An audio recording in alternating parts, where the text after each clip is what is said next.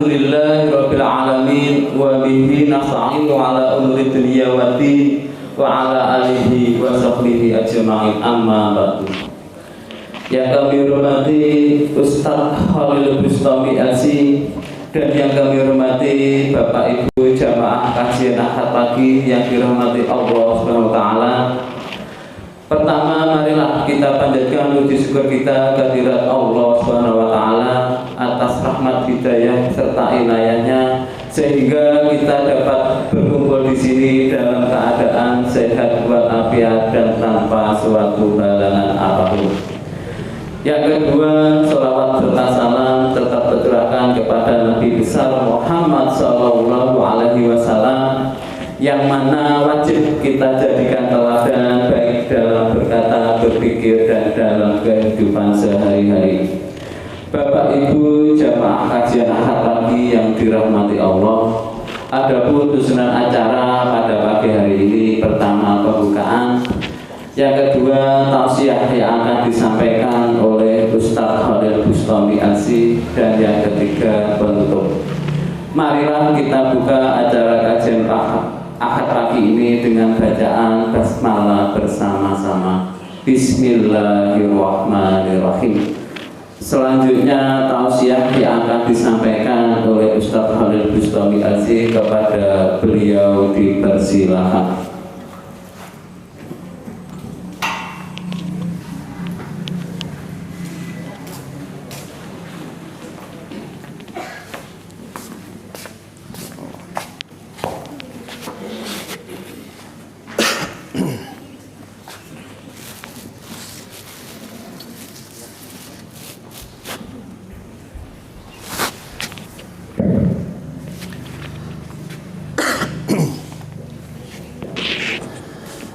Assalamualaikum warahmatullahi wabarakatuh.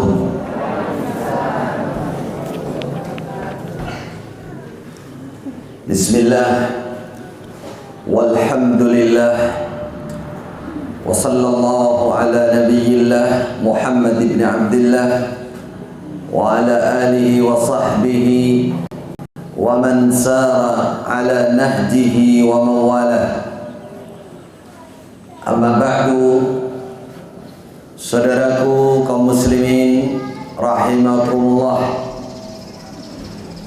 Alhamdulillah, segala puji syukur kita kepada Allah Subhanahu wa taala. Pagi hari ini insyaallah kita berada di dalam kondisi keadaan yang terbaik. Insyaallah kita berada di dalam as-sa'adah, keuntungan, keberhasilan dunia dan akhirat. Karena Allah berfirman, wal asri innal insan lafi khusr illa alladhina amanu wa 'amilus salihat wa tawasaw bil haqqi wa tawasaw bis sabr. Allah bersumpah demi waktu yang dilalui oleh manusia ini, semua jenis manusia pasti rugi, tidak akan pernah beruntung selamanya, kecuali orang-orang yang beriman, beramal soleh, dan saling mengingatkan, berwasiat, mau'izah di dalam urusan kebenaran dan urusan kesabaran. Fa insyaallah pagi ini kita bertemu dalam rangka at-tawasi bil haqq wat tawasi bis sabr.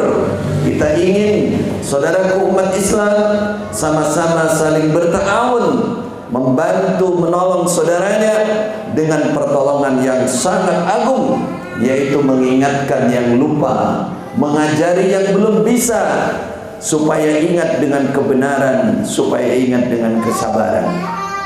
Alhamdulillah pagi ini saya baru pertama kali ini tampil memberikan mau'izah, nasihat ataupun tadhkir, perkiling di Swalayan. Swalayan itu lah bahasa keren nggih. Asline pasar, toko, wong dodolan. Kemarin barusan saya mikir, saya datang ke sini kok swalayan tenan nih gitu Pak. Saya kira ada gedung atau masjid di depan swalayan, ternyata swalayan tenanan. Terus saya masuk tadi, anjang bawa tenan belakang sana. Wah ini pasar tenan nih. Baru saya ingat sunnah Rasulullah sallallahu alaihi wasallam. Beliau tidak hanya ke swalayan, tidak hanya di depan, beliau masuk pasar. Masuk pasar untuk berdakwah, memberikan peringatan kepada umat manusia yang ada di dalam pasar. Beliau datang ke pasar melihat tumpukan kurma yang bagus dan kering dijual. Beliau masukkan tangannya ke dalamnya tumpukan kurma itu. Setelah dicabut tangannya, ternyata kurmanya basah, elek ya, atau jelek. Yang di atas itu yang bagus-bagus. Mahadha ya sahibut tamr, kata Nabi. Apa ini wahai penjual kurma? Kata yang penjual kurma, ya Rasulullah, maafkan saya, kalau saya tidak berbuat seperti ini, maka kurma saya tidak laku wahai Rasulullah. Kata Rasulullah, jangan menipu. Orang Islam tidak boleh menipu. Allah benci dengan penipuan. Allah tidak menghalalkan penipuan. La gharar, la darar, wala dirar. Tidak boleh menipu, tidak boleh menyusahkan orang lain, tidak boleh juga menyusahkan diri sendiri. Rasulullah datang, bahkan ketika beliau ingin dakwah kepada orang Yahudi, beliau datangi pasar karena orang Yahudi senang ke pasar. Umat Islam juga senang, sesuai dengan keperluan. Alhamdulillah, saya pikir tadi saya cocok dengan sunnah Nabi apa enggak ini, pulang apa enggak ini. Ternyata saya diingatkan oleh Allah, cocok, sunnah Nabi berdakwah di pasar juga. Nah, di depan swalayan, boleh apa tidak? Boleh. Makanya sekarang kita pilih yang tema yang agak sesuai dengan swalayan, ada kaitannya dengan swalayan. Apa itu? Mencari yang halal untuk bekal ibadah, mencari yang halal, rezeki yang halal untuk bekal ibadah. Saudaraku kaum muslimin rahimakumullah, Allah berfirman di dalam Al-Quran, ya ayyuhan nas kulu mimma fil ardi halalan tayyiba. Berarti ini kewajiban dari Allah. Wahai manusia, manusia semua diperintah oleh Allah, siapapun dia, dimanapun dia, kulu mimma fil ardi halalan tayyiba. Silahkan kalian makan, sepuas kalian makan di dalam dari rezeki yang ada di bumi ini. Hanya saja batasannya dua, halalan yang halal, tayyiba lagi baik. Mendapatkannya dengan cara yang halal, barangnya thayyibah, baik. Thayyibah itu apa? Bersih, sehat, tidak beracun, tidak memabukkan, tidak mencelakai diri. Itu menjadi batasan. Jadi Allah memerintahkan seperti itu. Berarti mencari sekaligus menggunakan, menikmati, memakan harus yang halal. Itu perintah Allah Subhanahu wa ta'ala. Kita sebagai hamba Allah, orang Islam, orang iman, jangan menyalahi perintah itu. Karena siapa yang menyalahi perintah Allah, pasti dia akan menjumpai hidupnya di dunia ini penuh dengan kesusahan, penuh dengan ketidakpuasan, penuh dengan masalah. Di akhirat lebih parah lagi. Karena apa? Karena Allah menjadikan aturan, perintah contohnya, larangan juga itu untuk kemaslahatan kita. Wa ma ja'ala 'alaikum fid dini min haraj. Allah tidak menjadikan aturan-aturan yang dilepaskan oleh Allah lewat agama kita, agama Islam, min harajin, untuk menyusahkan umat, tidak. Semua yang dilarang oleh Allah, semua yang diperintahkan oleh Allah berarti untuk kebaikan kita. Siapa yang melanggar, wa man a'rada an dzikri fa inna lahu ma'isatan dhanka wa nahsyuruhu yaumal qiyamati a'ma. Siapa yang berpaling dari peringatanku, kata Allah, dari hukum-hukum aku, dari perintahku, fa inna lahu ma'isatan dhanka. Seberapapun tinggi pangkat dia, seberapapun uang yang dia miliki, seberapapun kemewahan yang ada pada dia, tetap fa inna lahu ma'isatan dhanka. Dia akan mengalami ma'isyah, kehidupan yang sempit. Makanya orang Jawa bilang donya iku sawang sinawang.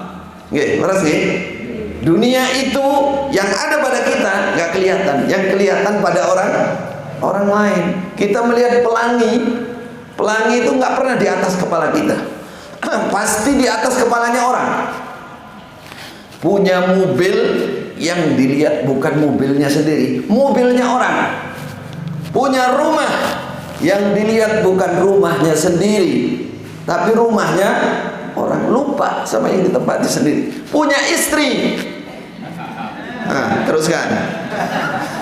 Ini yang mata keranjang ya.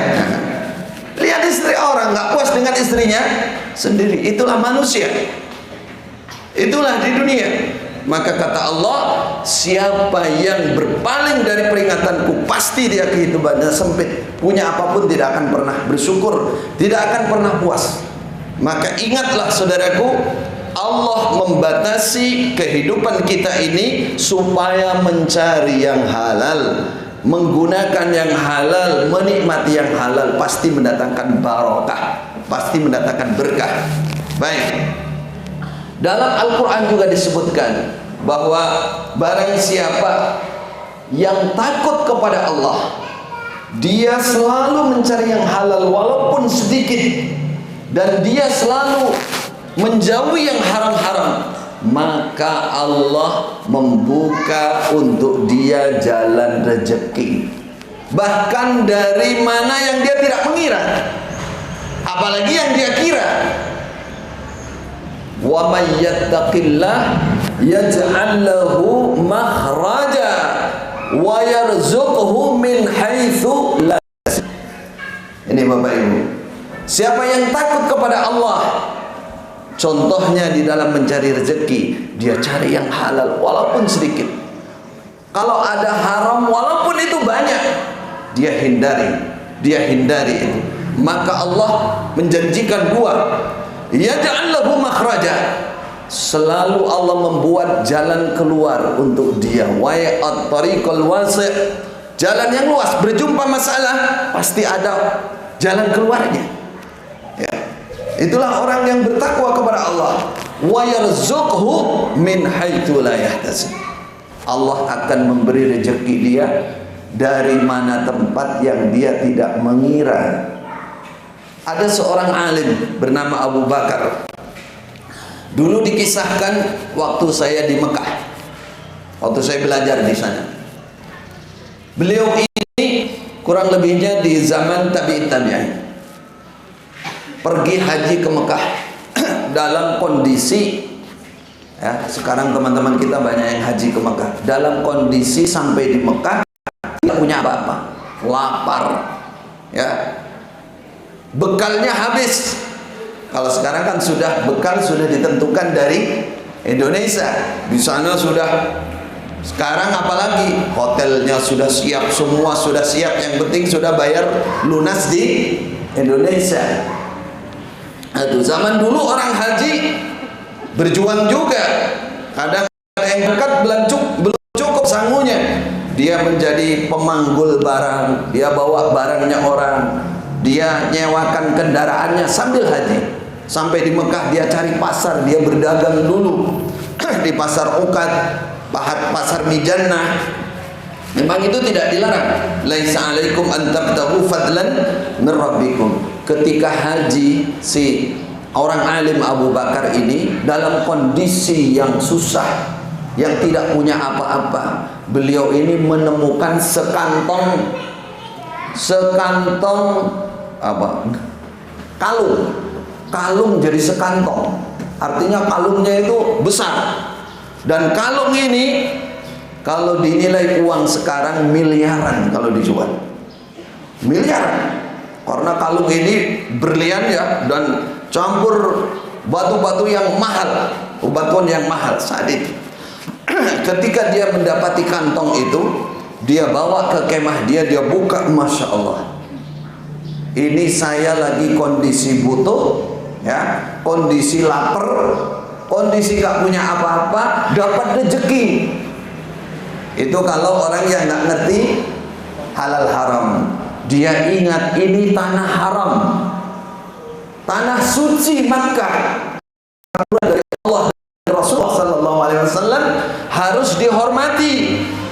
Sampai barang temuan tidak boleh diambil, bahkan tidak boleh digeser dari tempatnya kalau dia tidak mau mengumumkan mencari yang punya.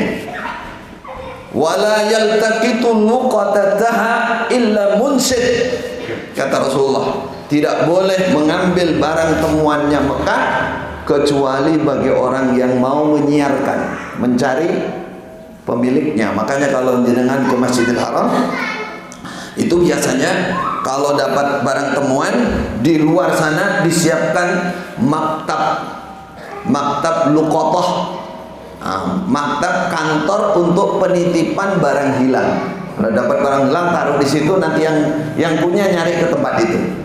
Kadang-kadang ditaruh di atasnya Hijr Ismail. Itu kalau di Mekah sana.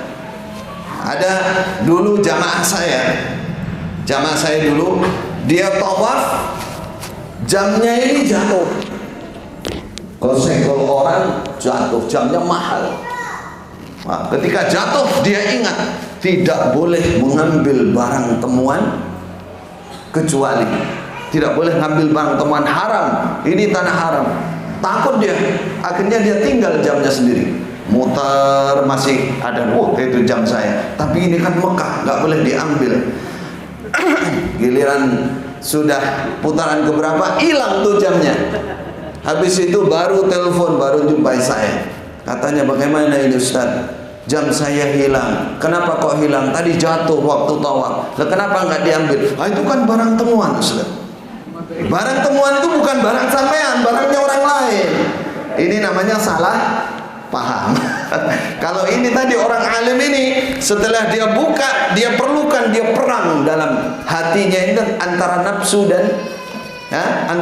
dan kewajiban. Dia meninggalkan larangan Allah. Akhirnya dia menang. Dia cari orang, siapa yang mempunyai barang hilang ini, siapa yang mempunyai barang hilang ini. Ternyata yang punya seorang kakek yang sudah tua sekali, sudah tua sekali. Dia datang, dia mau kasih 500 dirham atau 500 dinar, juga ratusan juta.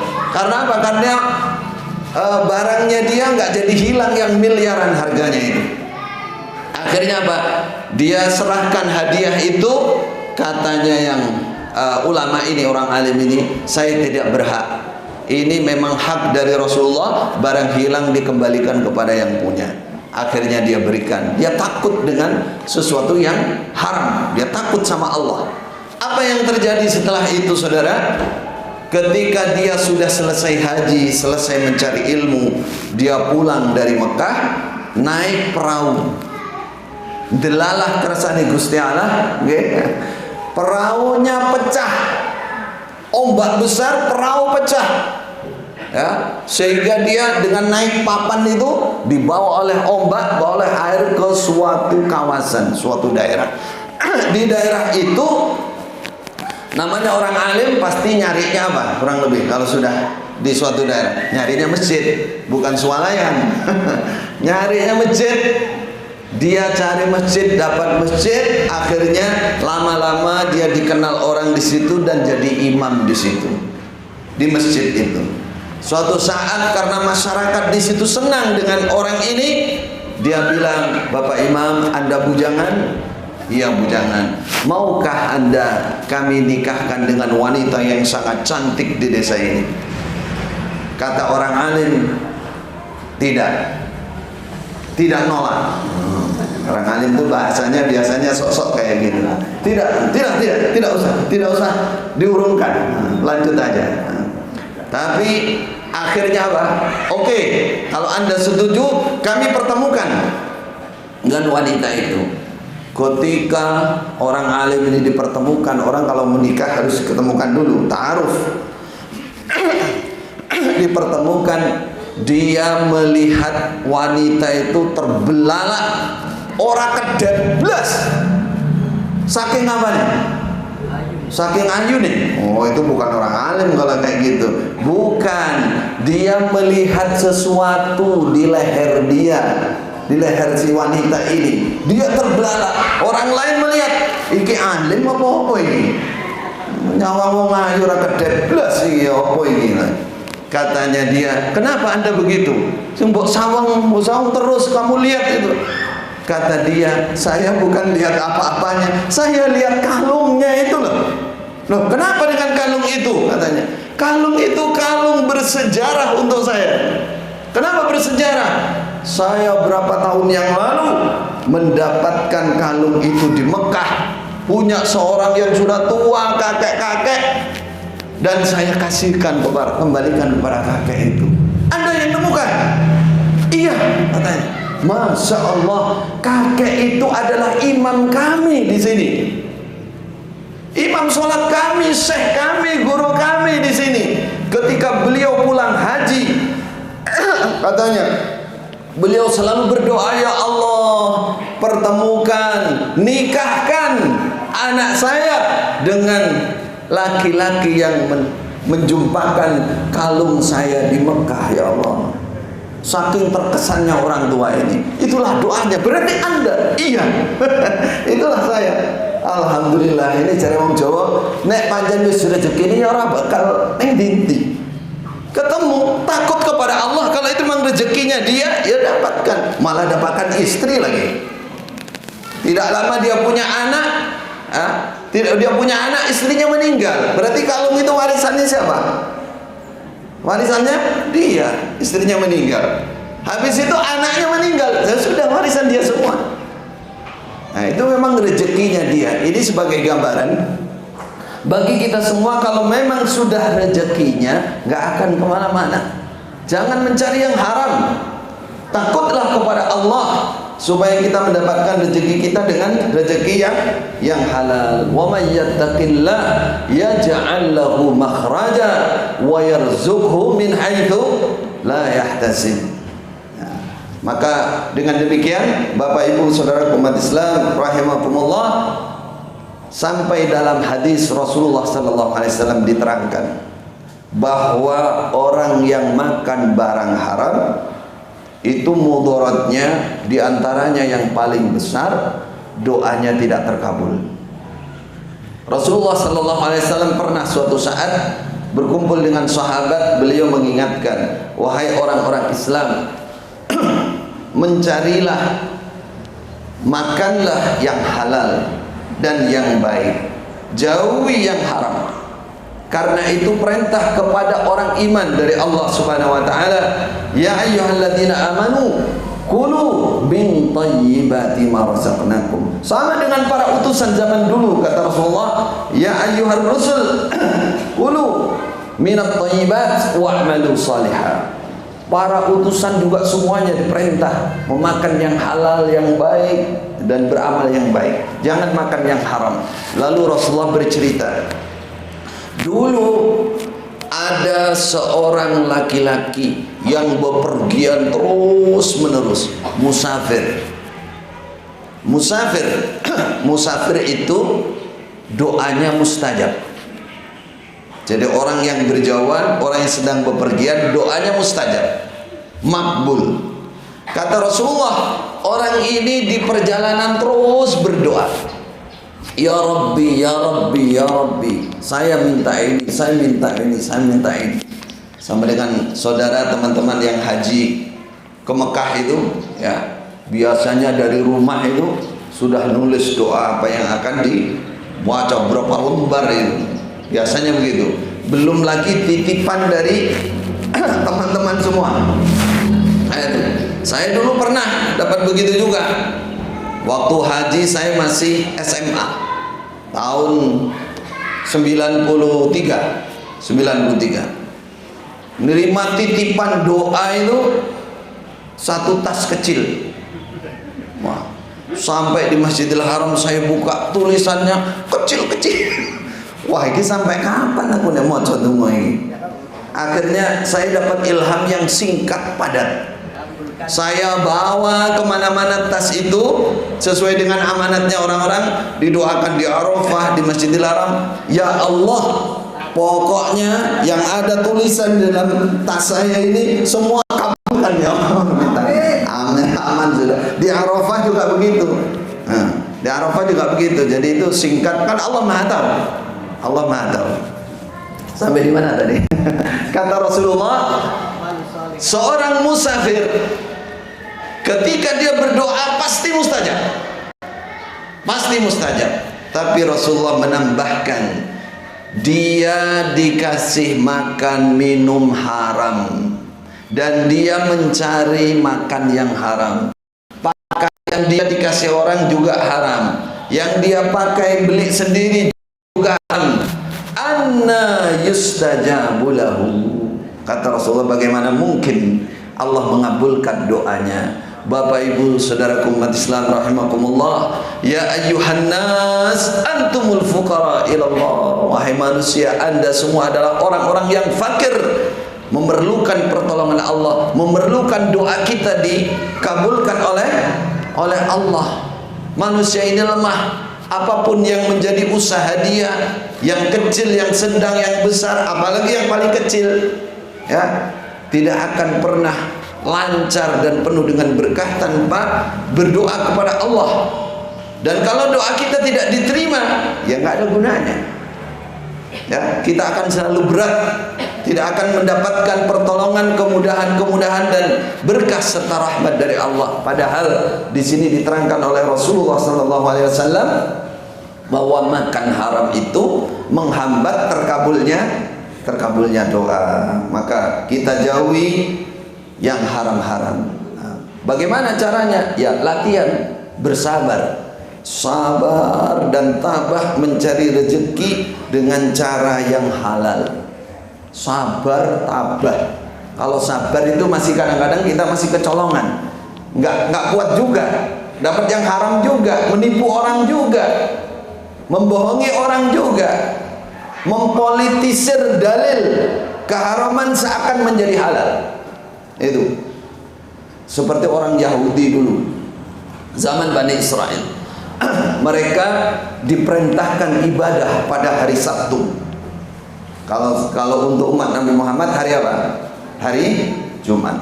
Terus ada peraturan di Bani Israel, ibadah hari Sabtu itu tidak boleh dicampuri dengan bisnis, dengan kegiatan apapun, termasuk mencari ikan. Padahal mereka pekerjaannya nelayan di pinggir laut. Dilarang mencari ikan. Pada hari Sabtu dilarang mencari ikan. Ternyata oleh Allah dicoba, dites keimanannya. Apa yang pada hari Sabtu ikannya naik, joget-joget. Ikannya kalau sampai ya muntah-muntah, umpama dipegang itu manut, nggak perlu dipancing, nggak perlu dites, memang kayak pasrah gitu ikannya. Sudah ikan pasrah namanya. Hari Sabtu, padahal mereka dilarang. Kalau nggak hari Sabtu hilang semua ikannya di dasar laut. Jadi kalau hari Sabtu nanti surra wa yauma la yasbituna la ta'tihim. Kalau bukan hari Sabtu nggak ada, nggak nongol sama sekali. Jadi cobaan berat, mereka berhari lama nggak makan ikan, padahal nelayan, hidupnya karena ikan. Dibuat lama oleh Allah cobaannya. Akhirnya apa? Karena mereka nggak sabar. Satu orang punya ilham, punya rekayasa. Pada hari Sabtu dia ikat itu. Ada yang sebagian itu ikannya diikat, hari Sabtunya diikat, terus nanti ngambilnya hari Minggu atau malam Minggu. Dia bilang saya enggak ngambil hari Sabtu kok. Sama dengan dulu ada jamaah saya juga di Tanah Haram, dia naik bis, di sebelahnya ada dompet isinya uang banyak. Kan nggak boleh ngambil kalau di Tanah Haram, ini barang hilang. Dia duduk aja diamin aja.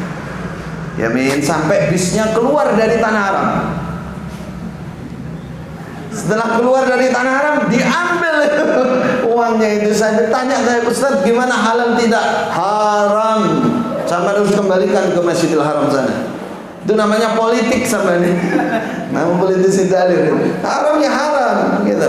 Ya Bani Israel ini tadi, ya dia apa namanya ikan. Ada sebagian yang bukan diikat, dia bikin aliran dari pantai itu, dia aliran ke tanahnya di dekat pantai itu. Nanti kalau hari Sabtu kan ikannya kan lewat itu terus masuk di lubang dia, nggak iso balik, iwai nggak iso balik. Nah pada malam minggu atau hari minggu dia ambil. Akhirnya apa? Yang terjadi apa? Kunu qiradatan khasi'in. Oleh Allah mereka dilaknat menjadi kera. Innalillahi wa inna ilaihi. Itu beratnya zaman dulu. Kalau umat Nabi Muhammad ini masih banyak dimaafkan oleh Allah. Umat dulu itu berat. Karena melanggar hari Sabtu itu mereka dilaknat oleh Allah menjadi apa? Menjadi kera. Kenapa? Karena tidak sabar. Dia merekayasa sesuatu yang haram seakan menjadi halal. Maka Bapak Ibu, terutama yang kerja di swalayan, yang punya swalayan atau punya toko atau di pasar, jangan merekayasa sesuatu yang haram seakan menjadi halal. Dalamnya isinya haram. Isinya sebenarnya sudah kadaluarsa, di toknya diganti, belum expired. Nah, ini menipu nih. Itu barang haram menjadi halal seakan-akan berbeda. Itu membahayakan. Itu enggak termasuk thayyibat, dilarang dalam agama. Karena agama kita mengharuskan makan yang thayyibat, yang baik, yang tidak membahayakan diri kita. Maka dihindari. Sabar memang harus sabar. Nanti kalau sabar seperti tadi di atas, wa may yattaqillah yaj'al lahu makhraja wa yarzuqhu min haitsu la yahtasib, min haitsu la yahtasib. Saya pernah mendengar cerita dari seorang syekh, salah satu guru kami. Pernah di Riyadh itu, di Riyadh Saudi sana, itu ada orang kaya, konglomerat. Kalau dia waktunya zakat, itu zakatnya itu ratusan, mungkin bisa mm-an. Dia bagi-bagi zakat dengan pembantu dia langsung. Muzaki, dia mencari orang-orang yang dia lihat langsung memang memerlukan bagian dari zakat. Orang miskin, orang melarat, orang fakir, anak yatim, janda-janda yang sudah tua tidak ada yang membiayai hidupnya, dia bagikan. Suatu saat dia berkumpul ketika haji bersama dai-dai di Mekah, mungkin termasuk syekh ini. Terus dia bercerita suatu saat ketika bulan Ramadan dia akan berangkat membagi zakat. Dia tertidur. Dalam tidurnya dia bermimpi, datangilah si fulan, alamatnya ini, ya, dia sudah 3 hari berbukanya itu air tok, air saja, nggak punya arti. Sudah 3 hari dia mimpi sampai 3 kali. Berilah dia untuk mencukupi kehidupan dia dari zakat kamu untuk kehidupan setahun. Dia masih ragu dalam mimpi, sekali 2 kali mimpi lagi, tertidur lagi mimpi lagi. Akhirnya dia bergegas mencari daerah yang ditunjukkan dalam mimpi. Dan dia sampailah di tempat itu, sudah sore, dan dia sholat di suatu masjid. Ketika imamnya masuk, imam sholat ini, dia lihat, loh, inilah orang yang saya lihat dalam mimpi saya. Dia perhatikan, ternyata dia imam masjid itu. Ketika sudah selesai sholat, waktu itu asar, selesai sholat, orang-orang sudah pulang semua, imam ini masih di situ zikir. Tapi imam ini yang nyapa duluan. Assalamualaikum ya Syekh. Wahai Syekh, dari mana? Anda sepertinya bukan penduduk sini. Kata orang kaya ini, konglomerat ini, iya betul, saya dari jauh. Dia diam aja, belum bercerita dulu. Dia mau memperhatikan ini mimpi saya sebenarnya benar apa enggak. Terus akhirnya imam ini bilang, karena Anda orang jauh, berarti tamu saya, ayo ikut saya ke rumah, buka di rumah saya, berbuka di rumah saya. Dia ikuti rumahnya, sampai di rumahnya dia katakan rumah itu kosong, tidak ada apa-apanya. Begitu pula anak-anaknya, dia hanya pakai baju yang lengket di badannya. Ketika datang waktunya takjilan, apa takjilan? Nah, berbuka awal. Kalau kita kan banyak itu, ya, ada air, ada teh, ada es kopi, wah macam-macam yang kurma, yang roti, seakan mau dimakan semua. Kita kan begitu. Dia mengeluarkan air putih saja. Udah. Kemudian orang kaya ini ikut minum, dia bertanya. Istilahnya dia tanda tanya. Dia pura-pura bertanya. Kenapa kok air putih saja, tidak adakah sesuatu yang lain? Katanya imam ini, demi Allah wahai tamuku, maafkan aku. Aku hanya punya ini. Aku hanya punya ini.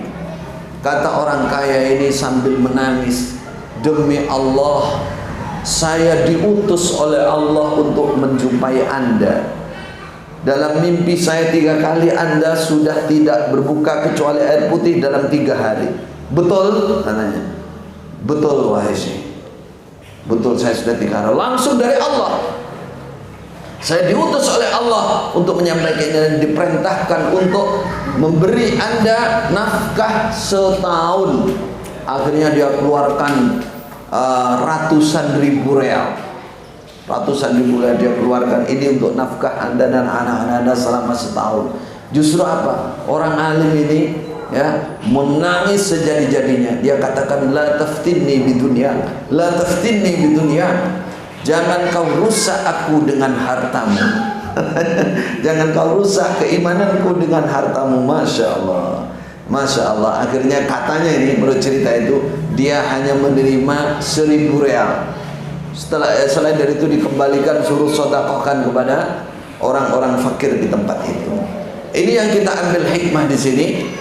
Kalau memang sudah rezekinya, seperti tadi, orang bertakwa kepada Allah, sabar, itu pasti datang.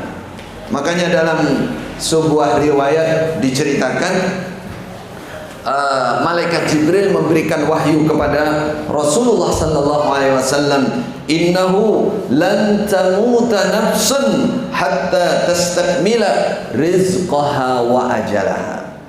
Kata malaikat Jibril, sungguh tidak akan ada orang yang mati kecuali dia sudah menyempurnakan jatah rezekinya dan jatah ajalnya. Jadi rezeki itu sudah ada tulisannya dari Allah Subhanahu wa taala. Tidak perlu kita cari dengan cara yang maksiat, dengan cara yang haram, dilarang dalam agama. Kalau ingin cari berkah, ingin kemudahan, ingin pertolongan dari Allah, cari dengan cara yang halal. Jangan pakai politik, jangan mempolitiki dalil, jangan menyembunyikan sesuatu. Ya, ada syekh kami juga bercerita suatu saat ada seorang talib zaman dulu, seorang pencari ilmu. Dia pulang dari pondok, kalau sekarang pondok ya, dari dia tempat mencari ilmu. Dia sudah bawa kitab 1 karung kalau sekarang. Kitabnya 1 karung. Kalau sekarang kan kitab sudah ada di dalam HP sekarang. Apapun sudah tinggal pencet gitu muncul udah kitabnya. Dulu pakai karung. Dia pulang bersama rombongan pedagang. Sampai di tengah perjalanan ya, dicegati oleh perampok. Akhirnya perampok ini sangat kejam ya. Sangat kejamnya itu semua dia rampok, termasuk baju yang dipakai. Pokoknya barang semua yang dibawa, sak baju-bajunya. Jadi orang itu, mohon maaf, kalau sekarang tinggal celana dalam tok, tinggal celana bawah saja. Semua deprok sudah diambil semua. Salah satu di antara yang dirampok ini pencari ilmu ini tadi. Dia mendatangi apa namanya, perampok ini yang sedang bagi-bagi, sudah ngerampok, dikumpulkan kan bagi-bagi itu. Dia datangi ketuanya, ketua perampok, ya, bosnya perampok itu.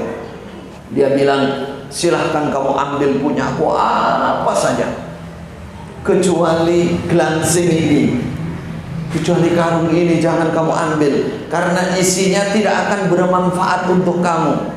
Kamu bawa, paling kamu buang. Ini adalah hidupku, jangan kamu ambil ini. Nah ini memang apa? Kamu buka sendiri.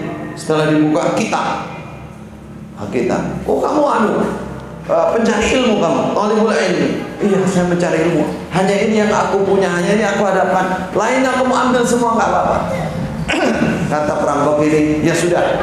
Kalau kamu memang pencari ilmu, saya maafkan. Udah ambil kitab kamu. Lalu dia panggil anak buahnya, hei, bajunya anak ini mana tadi? Ini pencari ilmu nih, kasihkan bajunya.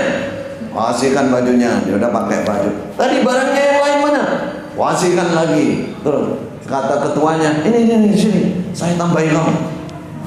Belikan uangnya sini. Sangoni. Kata pencari ilmu, jangan, ini haram katanya. Apa kata perampoknya ini tadi? Kata perampok, tidak, ini halal. Kata pencari ilmu, kok bisa halal? Saya buktikan bahwa ini halal. Dia panggil orang yang dirampok itu, yang dirampok untanya, banyak untanya, dipanggil.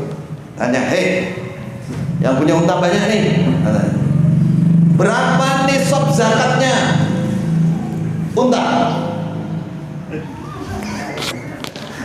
Berapa nisab zakatnya unta? Kamu punya unta, harus dizakati dalam jumlah berapa? Sekian, salah. Sekian, salah. Berarti kamu selama hidup kamu nggak pernah zakat ya? Dia banyak penyontan. Iya, saya nggak pernah zakat. Nah, pergi. Jadi satunya lagi. Kamu yang sarapan apa? Emas kan? Berapa nisabnya emas? Tiap tahun yang harus kamu keluarkan zakatnya? Nggak ngerti juga. Berarti kamu nggak pernah zakat nih. Baik sana. Panggil semua. Lalu si talibul ilmi kasih tahu, lihat tuh, mereka tidak pernah zakat, berarti hartanya haram. Justru saya ini menyelamatkan mereka. Saya ini diutus oleh Allah untuk ngambil zakat mereka ini. Lah ini saya bagikan sama kamu. Oh tidak, katanya talib ini, tidak, ini rekayasa kamu aja, ini tetap haram.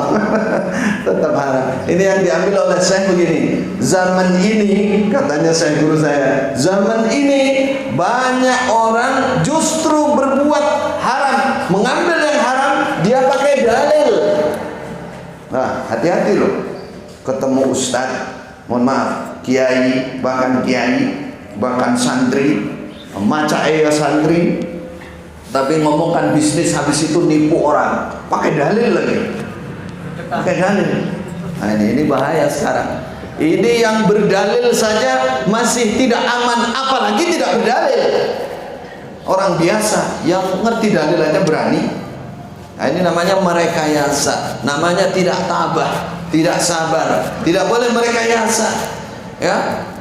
Kalau pencuri takwa itu masih ada apa namanya, kemungkinan. Saya juga cerita begini, ada pencuri takwa. Ada seorang syekh, muridnya banyak. Ketika murid banyak, sebelum mati dia berpesan. Syekhnya ini berpesan, antum semua ini ya tidak boleh nyari ilmu saja, harus kerja, harus mandiri. Katanya muridnya tanya, bagaimana Syekh? Kita nggak punya apa namanya kemampuan apa-apa, gimana caranya? Ya sudah, pokoknya melanjutkan keahlian orang tuanya. Ya, orang tuanya yang suruh kerja apa, lanjutkan itu. Perintahnya Syekh begitu. Setelah Syekhnya mati, salah satu muridnya pulang. Oh, bapak itu kerjanya apa? Anaknya nggak ngerti. Anaknya ngerti, bapak kerjanya apa bu? Katanya ibunya, udah kamu nggak nanya kerjanya bapak ini. Terus dia harus ini, karena perintah saya katanya. Bapakmu itu maling, bapakmu itu. Gak apa-apa ya, pokoknya ini perintahnya saya. Wah, akhirnya malam dia mulai bereaksi untuk mencuri. Nah, ini pencuri takwa. Dia naik ke rumah, rumah besar. Nah, setelah dia turun, ternyata itu rumahnya apa? Panti asuhan. Banyak anak-anak yatim kecil-kecil. Ya, sebenarnya ada barang berharga di situ, nggak jadi dia. Wah, jangan ini tempatnya anak yatim. Dia pergi, naik lagi, cari rumah lagi. Sekali turun, rumahnya orang miskin. Wah, orang miskin, jangan ini, kasihan orang miskin, kita nggak boleh nganiaya orang miskin. Nah, itu. Berikutnya dia naik rumah, ini rumah paling bagus ini. Dia naik rumah betul, rumahnya orang kaya. Nah, ini si duitnya akeh. Akhirnya dia cari gudang uang itu. Ada kalau sekarang lemari besi, tempatnya uang. Kalau sekarang dulu pokoknya tempat penyimpanan harta emas di situ. Wah, ini dapat ini. Saking banyaknya uang emas, dia duduk melihat itu terkejut. Wah, sebanyak ini gimana caranya ini? Lalu dia ingat kata syekh saya, ini uang sekian banyaknya ini kurang lebih ini belum dizakati nih uang ini. Harus keluarkan zakatnya dulu nih. Akhirnya emasnya dia hitung berapa gram itu. Dia sendirikan. Ini zakatnya nih emasnya. Uang apa sendirikan nih zakatnya. Sampai subuh. Sampai subuh itu duitnya akeh. Nah, waktu subuh dia dengar azan, katanya saya nih. Dia dengar azan. Wah, ini sholat subuh dulu ini. Akhirnya dia azan di musala situ azan. Allahu Akbar. Habis itu, wah, mules yang punya rumah ini. Wah, ya sholat azan gak tangi-tangi, tak terobosane, terobos. Assalamualaikum, sholat. Terobos sholat. Habis itu yang punya rumah keluar, Anda siapa? Katanya, saya pencuri. Pencuri takwa. Kenapa Anda kok nggak diambil ini? Iya, sampai kan belum zakat kan? Ini saya hitung dulu zakatnya. Itu cerita singkatnya saudara. Dia ngajak sholat, yang orang kaya ini terus nanya, kamu dari mana? Kamu muridnya siapa? Saya thalibul ilmi. Saya dipesan oleh saya. Akhirnya orang ini apa? Dipek mantu. Dipek mantu. Ini pencuri takwa, ini beda ya. Nah, pencuri dalam kondisi yang dia bertakwa kepada dalam hukum Islam. Orang yang melarat nggak punya apa-apa, kalau dia mencuri secukup dia itu nggak boleh dihukumi, nggak boleh dihukum potong tangan karena dia dalam keadaan kepepet. Ini yang kita ambil hikmahnya di sini, saudaraku kaum muslimin rahimakumullah. Kita harus bersabar, sabar dan sabar untuk mendapatkan yang halal. Nanti ada berkah dari Allah Subhanahu wa ta'ala. Judul kita tadi mencari yang halal untuk bekal ibadah. Saya nambahkan 2 poin dalam penutupan ini. Orang mencari rezeki yang halal untuk sanggup ibadah itu ada tandanya, ada buktinya. Ono alamate. Orang kan kalau dilihat, wah saya cari yang halal, pasti yang halal, nggak mau yang haram. Tapi pembuktiannya ada banyak sekali. Pembuktiannya kita ambil 2. Yang pertama, orang yang betul mencari yang halal untuk sanggup ibadah. Yang pertama ciri-cirinya, dia itu tidak pernah tersibukkan oleh urusan dunia meninggalkan ibadah. Dia akan sibuk ibadah, dibalik dia akan sibuk ibadah sambil mencari dunia. Ini namanya orang mencari yang halal untuk bekal ibadah. Pasti begitu. Jadi cari yang halal untuk bekal ibadah, tandanya ketika dia selalu menyempatkan waktu untuk beribadah di tengah-tengah kesibukan dia mencari dunia. Kata Allah dalam surat An-Nur, rijalun la tulhihim tijaratun wala bai'un an dzikrillah wa iqamis salat wa ita'iz zakat yakhafuna yawma tataqallabu fihi al-qulub wal absar. Orang iman yang sesungguhnya, rijalun, dan beberapa laki-laki, la tulhihim tijarah, mereka tidak lalai karena berjual beli, an dzikrillah, untuk zikir kepada Allah. Dia zikir kepada Allah, tak pernah lupa. Wa iqamis shalah, dia waktunya sholat dia pasti tinggalkan semuanya. Ya, makanya kalau di Mekah itu ada peraturan, kalau sudah adzan toko semua tutup. Di sini kalau adzan swalayannya tutup apa tidak? Tidak. Alasannya yang jaga wanita semua. Head lagi. Alasannya merubui. Orangnya kalau di zaman Rasulullah, kalau sudah waktunya adzan tinggalkan semua. Kalau di Mekah jadi aturan harus tutup. Kalau enggak kena denda berapa puluh ribu. Terus la tulhim tijaratun wala bai'un an dzikrillah, meninggalkan zikir kepada Allah, iqamis shalah wa ita'iz zakat. Apa yang mereka pikir? Karena yang di benaknya mereka selalu ingat dengan hari akhirat. Manusia itu terbatas umurnya. Manusia itu tidak lama di dunia ini. Manusia itu sebentar akan meninggalkan ke dunia ini, akan meninggalkan semuanya. Dia cari maisha, ingat itu, sehingga dia tidak pernah meninggalkan zikir kepada Allah Subhanahu wa ta'ala. Itu tandanya orang mencari rezeki yang halal untuk sanggup ibadah. Kalau ada orang mencari katanya rezeki yang halal, tapi ibadahnya nggak ada nomornya, selalu terlambat, bahkan sholat diropol-ropol, duhur asar di jamak kosong lagi, padahal bukan musafir. Wah, ini yang penting sah lah pokoknya. Ini bukan orang nyari bekal ibadah, ini menghancurkan ibadah. Ketahuilah Bapak Ibu sekalian, siapa yang mencari rezeki sambil sibuk ibadah, tidak lupa dengan ibadah, disitulah pertolongan Allah. Dalam hadis qudsi Allah berfirman, "Ya ibna Adam, tafarragh li ibadati, amla sudrata ghinan wa ashudda faqra." Wahai anak Adam, sempatkanlah, longgarkanlah, nomor satukanlah ibadah kepadaku, kata Allah. Amla sudraka ghinan, maka akan aku penuhi dada kamu itu dengan kekayaan, dengan kecukupan. Kamu akan dibikin cukup. Bisa juga hartanya melimpah, bisa juga hartanya sedang tapi tidak pernah tidak tercukupi. Ya. Orang miskin nggak punya sepeda motor, umumnya kan susah. Orang ini oleh Allah dibikin longgar aja hatinya. Jalan kaki dia malah bersyukur. Alhamdulillah sehat aku. Timbang ada wong sugih kan, golek seminggu pisan nang golek lapangan sik muter-muter, sik golek lapangan, golek aku ora perlu bendina mlaku.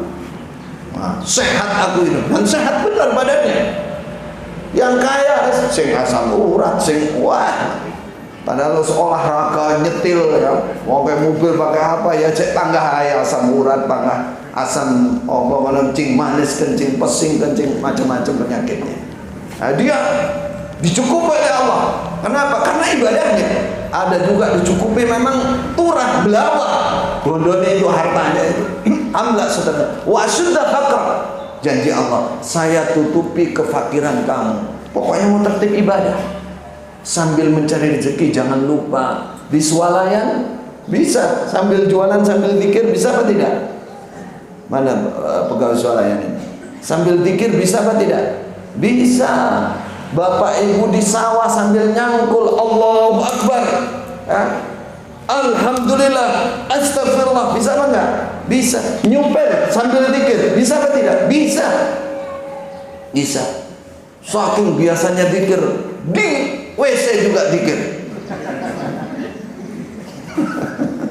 Giliran buang air sakit perutnya. Astagfirullah, astagfirullah. Karena refleks sudah. Giliran udah lama keluar bus. Alhamdulillah.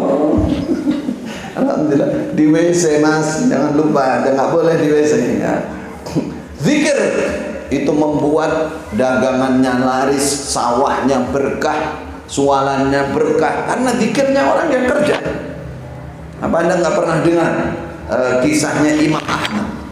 Ini diterangkan oleh Ibnul Jauzi dalam manaqibnya Imam Ahmad. Imam Ahmad bin Hanbal, Imam Hanbali itu orang yang sangat terkenal, lebih terkenal daripada raja. daripada penguasa. Semua orang tahu waktu itu di kawasan Irak, Baghdad dan sekitarnya. Tidak ada yang tidak kenal dengan Imam Ahmad. Tapi zaman itu tidak seperti sekarang, nggak ada WA, nggak ada foto yang tersebar, nggak ada PP, nggak ada PP-nya, nggak ada sama dulu. Jadi orang kenal namanya tapi nggak kenal orangnya. Suatu saat beliau di Baghdad di Irak, perjalanan jauh, beliau mampir masjid, kemudian sholat. Sudah selesai isya, habis sholat beliau kecapean, geletak di masjid. Didatangi oleh yang penjaga masjid. Kata penjaga masjid, nggak boleh tidur di masjid. Padahal sudah tua, itu Imam Ahmad tuh. Nah, orang yang punya masjid nggak ngerti. Padahal itu orang lebih hormat kepada dia daripada hormat kepada raja. Seandainya ngerti bahwa itu Imam Ahmad, nggak boleh tidur di sini. Terus Imam Ahmad jalan duduk di pintu masjid. Nggak lama datangi lagi. Nggak boleh tidur di masjid. Saya ini jauh, saya musafir, saya capek, masa di pintu aja nggak boleh? Nggak boleh, nggak bisa. Ambil kakinya diseret sampai di jalan. Di depan jalan situ ada orang jual roti, penjual roti, khabbaz bahasa Arabnya. Khabbaz ini sudah tua. Dia lihat imam, dia nggak kenal. Dia ada orang sudah agak tua, diseret sampai di tengah jalan. Suruh pergi, barangnya diuncalnya di situ. Akhirnya itu ngeroti, sini pak, jadi saya sini, istirahat di sini aja, di toko saya ini, jualan roti. Ya. Setelah itu Imam Ahmad sudah naruh bantalnya, sudah untuk bantalan geletak. Ada yang istimewa di tukang roti. Dia itu kerja itu mulut ini nggak pernah berhenti zikir. Astaghfirullah, astaghfirullah, astaghfirullah, subhanallah, wa bihamdi subhanallahil azim, Allahu akbar. Terus begitu. Ketika dia ngadoni rotinya itu, bahannya tepungnya itu terus astaghfirullah, astaghfirullah, sampai goreng, cara saya ini sampai goreng semuanya dia nggak pernah berhenti. Lalu Imam Ahmad nanya, panggil, Syekh, katanya, sejak kapan Anda punya kebiasaan seperti ini? Kebiasaan yang mana? Atau penjual roti. Ya ini tadi, kamu zikir, Anda zikir terus. Oh, sejak zaman muda saya dulu saya sudah seperti ini. Saya sudah seperti ini. Jadi sudah terbiasa. Orang itu saudara, kalau sudah biasa, yang asalnya kelihatannya berat itu jadi ringan. Berat itu karena kita nggak terbiasa. Sampai melihat ahli zikir, wah apet kayak boten.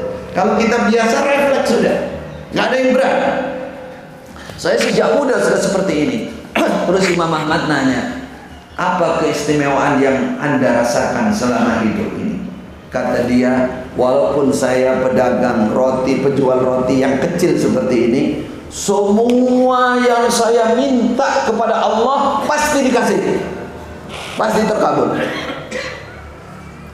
Namun ada satu yang belum terkabul sampai saat ini. Jangan sampai saya mati belum terkabul doa saya satu itu. Adalah saya selalu berdoa kepada Allah. Ada sebuah doa, jangan sampai saya mati kecuali sudah dikabulkan oleh Allah. Apa kata Imam Ahmad? Apa doa kamu, apa itu? Kok sangat istimewa rupanya? Katanya dia, saya berdoa dari dulu kepada Allah, ya Allah, jangan sampai mati saya pertemukan dengan seorang imam yang agung, ahli ilmu, alim ulama yang sangat terkenal, namanya Ahmad bin Hanbal. Baru Imam Ahmad bin Hanbal mengatakan, ha anada Ahmad bin Hanbal. Ini dia Ahmad bin Hanbal. Doa kamu dikabulkan oleh Allah. Gara-gara Allah mengabulkan doa kamu, saya diseret sampai ke jalan. Sampai ke jalan. Ya. Dengan karena mengabulkan doa kamu, saya yang kamu anggap agung dulu diseret. Jadi Allah memerintahkan orang nyeret kaki saya karena mengabulkan doa kamu. Wah, seorang ini peluk Imam Ahmad. Subhanallah. Ini yang bisa kita ambil bagaimana orang yang betul sabar mencari rezeki dengan selalu berzikir kepada Allah, tidak lupa dengan ibadah, maka Allah memberi sesuatu kemudahan bagi dia. Ciri yang kedua, terakhir penutup, selalu bersedekah. Jangan lupa bersedekah sekecil apapun. Jadi kita cari harta yang halal dan berbahagialah, senanglah kalau bisa bersedekah, karena itu memberkahi harta kita. Dalam sebuah hadis Rasulullah bercerita, ada seseorang lewat berjalan, lalu dia mendengar suara di langit. Isqi hadiqata fulan. Di langit ada suara, ada mendung, ada suara. Siramilah kebunnya, sawahnya si fulan. Ada lagi isqi, Allah sirami itu kebunnya si fulan. Enggak lama mendung itu jalan, dia ikuti mendung itu kemana. Akhirnya pas di atas sawah seseorang, hujannya turun dan tidak kena sawahnya orang lain, hanya sawah itu saja mendung itu menghujani. Setelah itu dia penasaran, ada suara di langit seperti itu, terus hujan hanya sawah, satu sawah. Akhirnya orang ini datang di sawah itu, ketemu yang punya sawah lagi macul, lagi di dalam sawah. Dia tanyakan, wahai fulan, kamu terhormat sekali, katanya. Ada suara di langit, mendungnya jalan terus menghujani, hanya kebun kamu. Hanya apa yang kamu lakukan itu? Yang kamu lakukan itu. Yang punya kebun bilang, kalau memang betul begitu, saya itu setiap hasil kebun ini saya bagi 3. Yang sepertiga untuk keperluan saya dan keluarga saya. Yang sepertiga saya sedekahkan untuk fakir miskin, fakir miskin, fakir miskin. Saya berikan untuk Allah, infak fisabilillah. Yang sepertiga lagi saya simpan untuk benih berikutnya, untuk nanam, untuk biaya berikutnya. Itu setiap saya menanam seperti itu. Wah, ini dia yang membuat kamu diridhoi oleh Allah, ditolong oleh Allah. Jangan lupa bersedekah. Jangan lupa bersedekah. Kata Rasulullah sallallahu alaihi wasallam, ittaqun nar walau bisyiqqi tamrah. Takutlah kalian dari api neraka. Bukan hanya masalah rezeki di dunia. Sedekah itu dapat melindungi kita dari api neraka, walaupun separuh biji kurma, kata Rasulullah. Walaupun kamu bisa sedekah hanya kurma separuh lagi.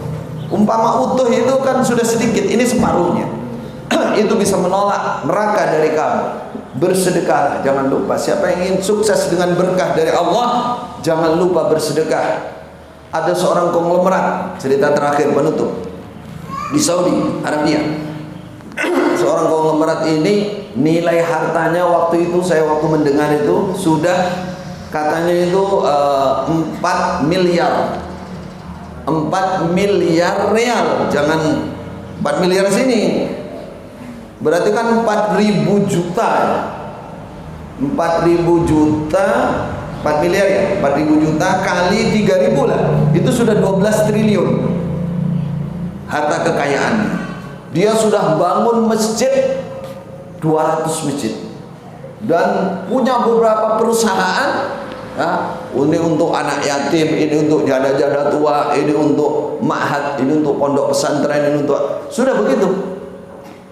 Salah satu cerita yang dia ungkap kepada para masyayikh, para guru di sana, dia bercerita, saya ini asalnya orang biasa. Saya itu penjual biji-bijian kayak kacang, terus ada, kalau ke Arab sana nanti ada kacang Arab yang gede-gede itu. Ada kacang Arab, kemudian kurma ya jual sedikit-sedikit, 1 kilo, 2 kilo, dia cerita begitu. Cuman saya punya keyakinan bahwa dengan berinfak, bersedekah, Allah pasti mengganti. Allah pasti memberikan rezeki yang lebih berkah. Ya bna Adam, anfik unfik alaik. Wahai anak Adam, berinfaklah, saya infak untuk kamu. Yudha'ifu wa man yuqridillaha qardan hasanan yudha'ifu lahu. Siapa yang menghutangi Allah dengan hutangan yang baik, bersedekah dengan ikhlas karena Allah, maka Allah akan membalas sedekah itu. Saya yakin itu. Ya sudah. Dia katakan, awalnya saya batasi diri saya, walaupun ini sedikit, saya ambil 10%-nya dari hasil itu untuk sedekah. Ternyata Allah memberikan kemudahan-kemudahan. Saya naikkan, saya janji kepada Allah, ya Allah, saya akan berikan 25%, lancar lagi sampai 50%. Ya Allah, saya gunakan untuk jalan Engkau ya Allah 50%. Janji kepada Allah, berikan kepada Allah sedekah dengan niat ikhlas karena Allah. Sampai akhirnya dia jadi konglomerat. Maka para masyayikh mengatakan, jangan meremehkan usaha yang sedikit, yang halal, yang ikhlas karena Allah, lalu tidak lupa sedekahnya. Disitulah Allah nanti memberikan kemudahan-kemudahan. Disinilah pentingnya kurang lebih pertemuan kita hari ini. Carilah yang halal, yang baik, sabarlah, ikhlaslah, jangan lupa ibadah, dan banyaklah bersedekah. Bersedekah banyak, tapi jangan mencelakai diri, ya. Walladzina idza anfaqu lam yusrifu wa lam yaqturu wa kana baina dzalika qawama. Orang iman itu semangat sedekah, tapi sampai dia tidak terlambat, dia terus sedekah namun tidak mencelakai diri. Ya, dirinya sendiri sudah cukup bil ma'ruf, yang lain dahulukan untuk sedekah. Nanti Allah paling berkah. Itulah kewajiban kita orang Islam. Kenapa Bapak Ibu kita mencari yang halal untuk sanggup ibadah? Karena kehidupan ini sementara. Kalau kita sudah mati, apa yang kita punya kita tinggalkan semuanya. Allah memberikan gambaran dalam ayat Al-Quran, bagi yang punya harta dan punya pangkat, pasti dia kalau sudah masuk kuburan dia akan mengatakan, ma aghna anni maliyah, halaka anni sultaniyah. Kata dia, sudah tidak ada manfaatnya harta saya yang saya tinggalkan di dunia ini, dan sudah hancur kekuasaan saya. Tidak ada yang bisa mendampingi saya kecuali amal ibadah saya, sedekah saya.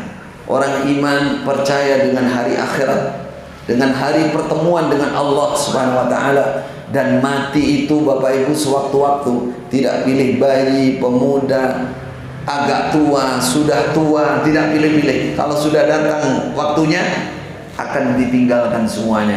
Kalau sudah ditinggalkan, banyak yang menyesal. Dia mengatakan, ternyata harta saya tidak ada manfaatnya, tidak ada apa-apanya kecuali yang sudah saya sedekahkan dan menjadi amal jariah sehingga bisa melindungi saya walaupun saya sudah mati. Ganjaran pahalanya terus dikirim untuk saya. Maka jangan lupa, orang Islam, orang iman percaya dengan hari akhirat dan bersiap menuju akhirat dengan cara mencari yang halal, yang baik, tidak lupa ibadah, selalu sibuk untuk ibadah, dan tidak lupa bersedekah. Lakukan dengan ikhlas karena Allah, maka kita akan mendapatkan kesuksesan insyaallah biiznillah di dunia ini sampai di akhirat nanti. Demikian yang bisa kita sampaikan dan kita terkirkan kepada Bapak Ibu pada pagi hari ini. Semoga Allah memberkahi pertemuan ini. Fa jazakumullahu khairan, barakallahu fina wa fikum. Mohon maaf atas segala yang kurang. Kami akhiri dengan ucapan Assalamualaikum warahmatullahi wabarakatuh.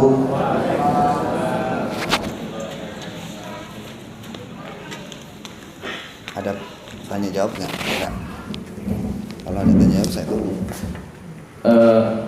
Ada kesempatan tanya jawab kepada Bapak Ibu jamaah, mohon dipersilahkan tanya jawab. Kalau ada, kalau nggak ada ya.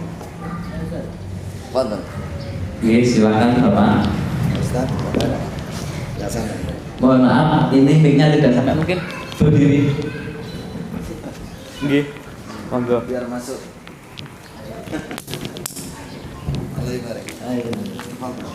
Assalamualaikum warahmatullahi wabarakatuh.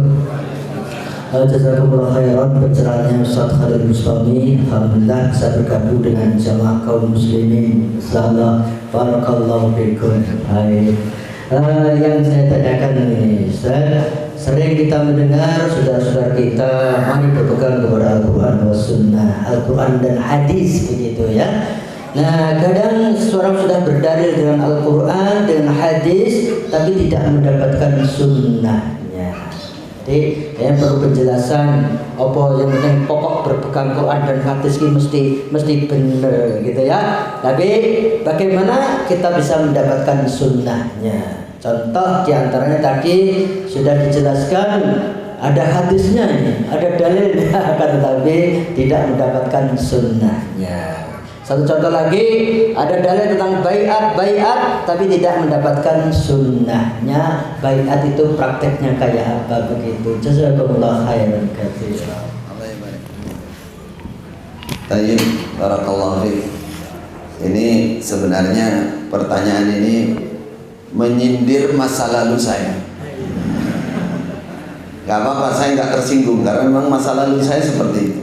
Jadi saya ini adalah salah satu ustadz atau ulama menurut mereka yang dulu bertahun-tahun ada di golongan Islam Jamaah. Nah, kalau sekarang organisasinya besar, ada di kanan kiri Bapak Ibu, LD 11. LD 11, dia pelangnya warna hijau biasanya. Itu Islam Jamaah di dalamnya. Saya di situ mulai kecil sampai saya berumur kurang lebih 35 tahun. Anak sudah 2 apa 3 Mbak?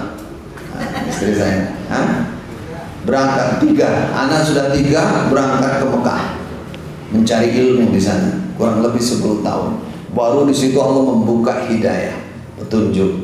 Jadi Islam Jamaah ini seperti yang ditanyakan tadi, mengaku ngaji Quran hadis, paling murni dalam Quran hadis ya. Karena memang mereka ngaji betul itu, sibuk ngaji itu. Tapi seperti kata Ustaz tadi, tidak menetepi sunnah. Ngaji Quran hadis tapi nggak dapat sunnahnya, nggak dapat. Kenapa saudara? Nah, permasalahannya karena penyebabnya karena ngaji Quran hadisnya tidak mengikuti aturan dari Allah Rasul dan yang sudah dipraktekkan oleh para ulama. Gak ikut. Mereka punya cara sendiri. Dari Allah Rasul bagaimana? Dari Allah Rasul, Allah mengatakan fas'alu ahlal dzikri in kuntum la ta'lamun. Kalau kamu belajar ilmu, termasuk Quran hadis itu ilmu penentu, belajarlah dari ulama yang ahli ya, yang memang dia betul ulama, memang ahli betul, dia ahli bahasa Arab, dia punya kaidah fikih, dia punya usul fikih, dia memang ahli. Itu satu.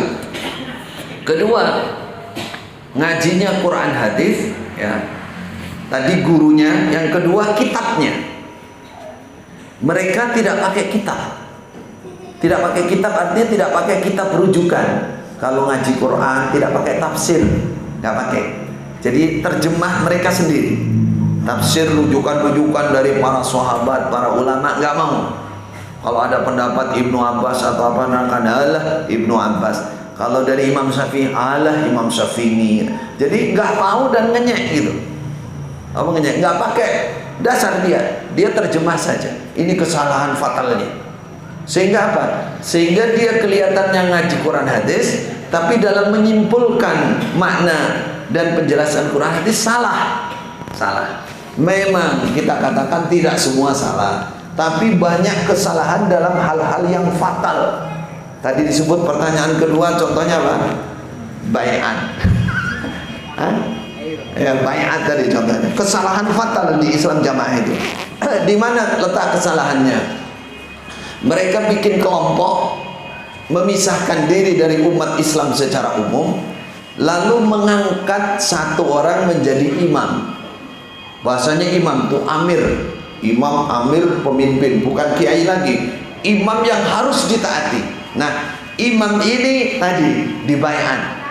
Jadi masing-masing orang itu harus datang kepada imam ini. Walaupun ibu-ibu perempuan, bapak nggak datang harus diwakili imam, wakilnya imam yang ada di tempat itu.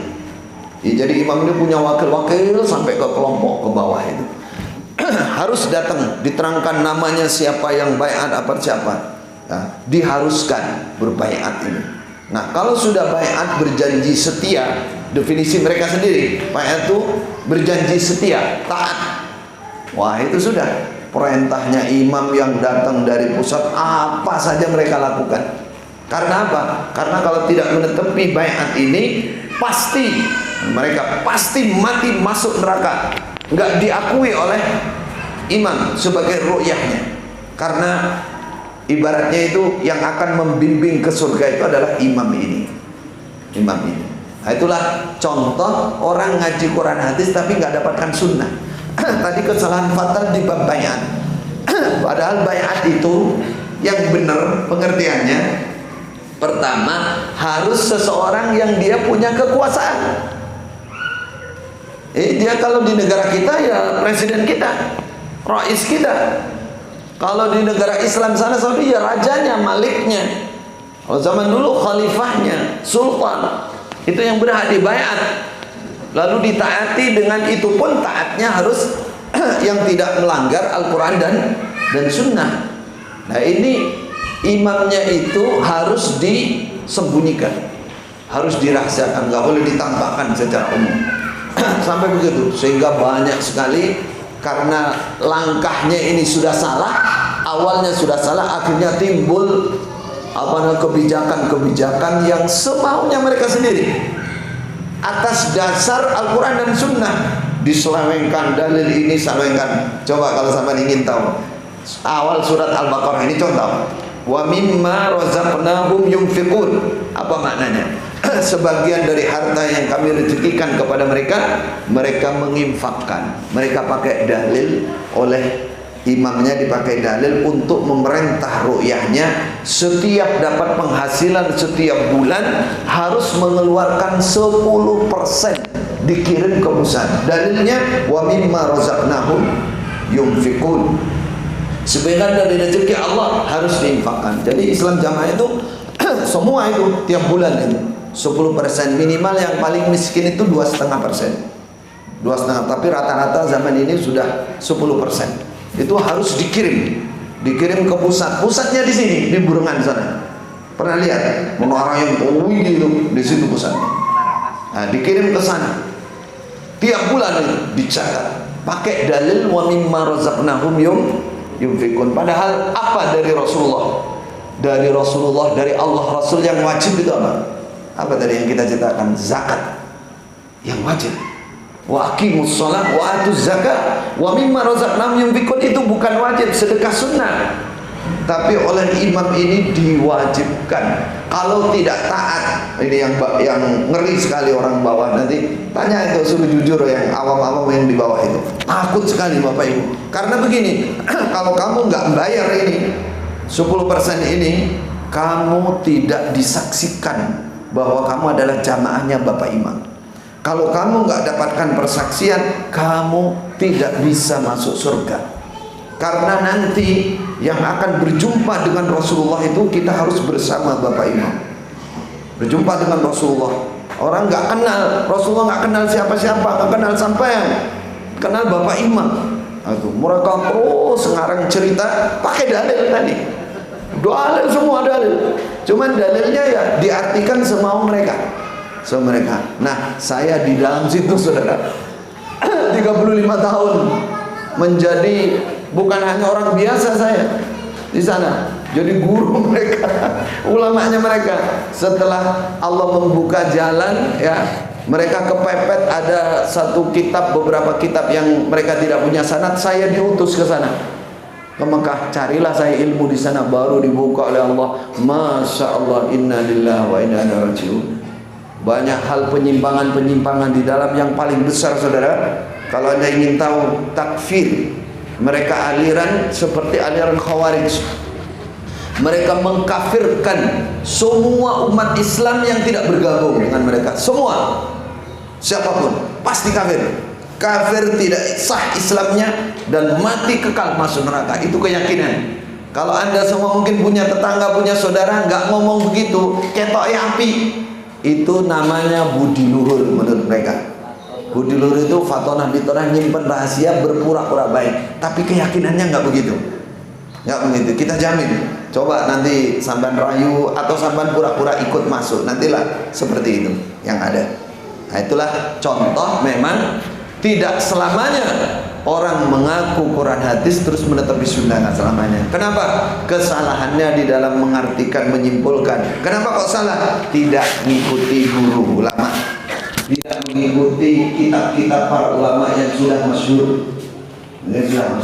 Saya setelah belajar di Mekah, saya pulang 7 tahun di dalam, masih di dalam, belum kenal dengan Ustaz. Saya di dalam, sembunyi di dalam, maksudnya ingin memperbaiki dari dalam 7 tahun. Setelah kurang lebih 7 tahun, saya konangan, karena yakunu konangan, ketahuan ingin meluruskan mereka yang mereka anggap ingin merusak mereka.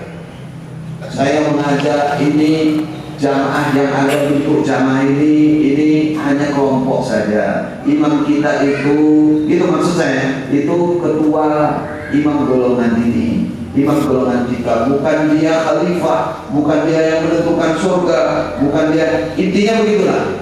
Ketahuan saya mau membawa orang-orang seperti ketahuan. Kemudian infak yang diwajibkan ini nggak benar, ini bid'ah, ini nggak boleh, sampai semampunya saja, ketahuan lagi. Kan tadi banyak ini nggak benar, banyak kayak begini, nggak harus banyak kayak begini kepada imam sebuah kelompok, harus ketahuan lagi. Yang paling ketahuan itu saya mencoba membentuk generasi penerus ulama. Saya didik sampai 6 tahun, hafal Quran, bahasa Arab semua. Itu 50 orang.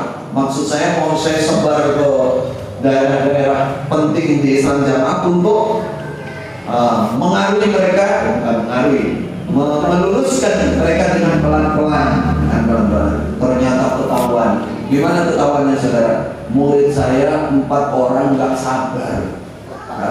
Saya dakwah ke luar negeri, di sini dia lagi ke pondok lain. Saking nggak sabarnya, nggak kuat dia di dalam. Akhirnya apa? Itulah yang dibuat dalil oleh mereka. Muridnya saja murtad. Berarti gurunya yang ngajari murtad. Jadi yang keluar dari mereka itu adalah murtad. Murtad itu ya kafir ya. Jadi dia keluar dari Islam. Islam mereka maksudnya. Bukan Islamnya Allah dan Rasul, bukan. Islamnya mereka.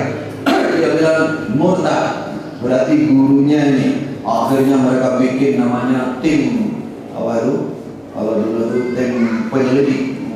Akhirnya ketahuan semua dan saya langsung dinonaktifkan. Habis itu dimaklumat 3 kali, habis itu murtad sudah. Makanya Ustaz tadi bilang alhamdulillah sudah kembali kepada kaum muslimin. Alhamdulillah. Sebenarnya hati saya kembalinya sudah lama, sejak saya di Mekah, setahun 2 tahun itu sudah kembali. Cuman memang waktu itu saya masih bunglon di dalam LD 11 ini. Jokam atau jamaah ada di sekitar Anda semua. Kenapa saya harus bunglon? Karena saya ingin kebaikan untuk mereka, karena saya merasa hutang budi. Bahkan kalau Bapak Ibu ingin tahu, saya adalah menantunya imam mereka. Itu istri saya itu anaknya imam yang kedua. Kalau sekarang imam ketiga, namanya Bapak Haji Abdul Aziz Sultan Aulia. Itu imam ketiga, sekarang masih ada. Itu palingnya istri saya. Kenapa saya harus bunglon sekian lamanya? Saya menganggap mereka orang tua, banyak baiknya untuk kita, dan saya diutus ke Mekah untuk mencari ilmu untuk mereka. Maka saya bunglon pelan-pelan, maksudnya alhamdulillah masih ada hasilnya. Walaupun saya sekarang dikeluarkan terus difitnah macam-macam, yang ingin jadi imam lah, yang saya katanya ingin jadi imam, nggak kelakon. Macam-macam lah mereka sebarkan ke bawah. Tapi alhamdulillah ribuan orang yang sadar, tokoh-tokoh sadar, para dai-dai banyak, guru-guru pondok, kemudian banyak yang ikut. Alhamdulillah. Dan kita doakan mereka, saudara kita, insyaallah saudara muslim. Kalau Anda longgar, Anda sempat ingatkan, sudahlah jadi orang Islam yang baik, gak usah pura-pura, gak usah ngafirkan orang. Kalau sedekah itu ada yang wajib kecuali zakat. Dahulukan saudara-saudara kamu. Soalnya di sana memang namanya persenan itu udah lupa dengan saudara. Yang penting ini bisa store dulu. Padahal saudaranya ada yang sakit, ada yang berhak, itu dilupakan semua. Harus ini dulu. nomor satu. Dan itu sangat besar, saudara. Zakat itu hanya 2,5% per tahun. Ini 10% per bulan. Setahun 120%, Masya Allah. Dengan pakai dalil tadi, pakai dalil Quran dan hadis, tapi bukan sunnah Nabi, bukan sunnah Nabi. Maka hati-hati, saudara umat Islam, belajarlah dengan ulama yang benar, kemudian dilihat rujukan-rujukan yang dipakai harus benar juga, supaya pemahamannya bisa benar sehingga sesuai dengan sunnah Rasulullah SAW. Demikian insya Allah yang bisa disampaikan pagi ini. Mohon maaf kalau ada kelewat waktu. Pak Jazakumullah khairan, barakallahu fiikum jami'an.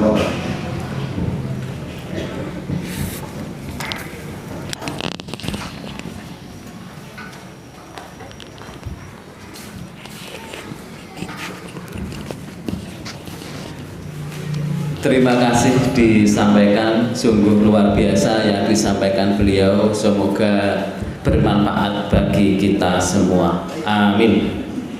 Sebelum kita akhiri, ada beberapa pengumuman yang perlu kami sampaikan. Pertama, perolehan infak hari ini terkumpul 1.334.500 rupiah. Alhamdulillah. Ini bukan iuran nggih, infak niki. Bukan persenan nggih, niki infak.